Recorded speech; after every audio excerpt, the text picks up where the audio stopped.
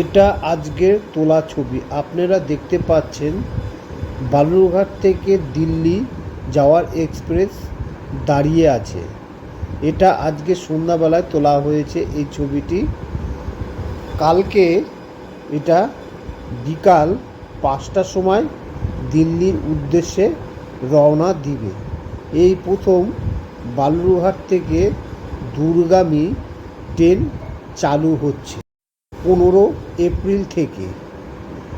এই ট্রেনটি আসাতে বালুরঘাটবাসী খুব আনন্দিত এবং খুব খুশি। অনেকেই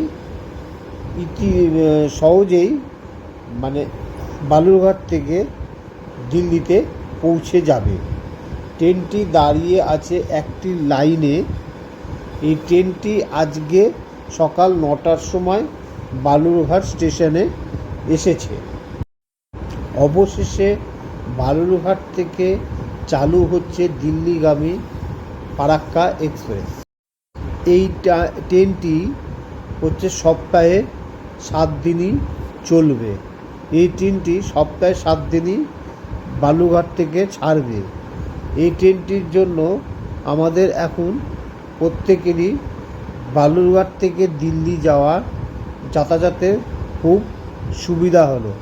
আরও একটা দুটা যদি দূরগামী ট্রেন চালু হয় তাহলে পরে আমাদের আরও অনেক সুবিধা হবে।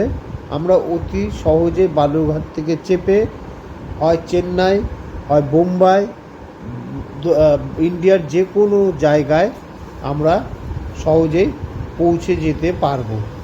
ট্রেনগুলি আটকে আছে কারণ এখনও পর্যন্ত ঠিকভাবে লাইন পাতা হয়নি। কিছু লাইনে কাজ চলছে।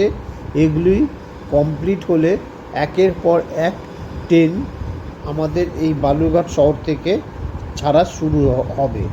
যেমন হচ্ছে আপনার গুয়াহাটি এক্সপ্রেস, তারপরে হচ্ছে চেন্নাই অমৃত ভারত ট্রেন দেওয়ার কথা আছে। এই ট্রেনটি আসলে পরে আমাদের খুব সুবিধা হবে।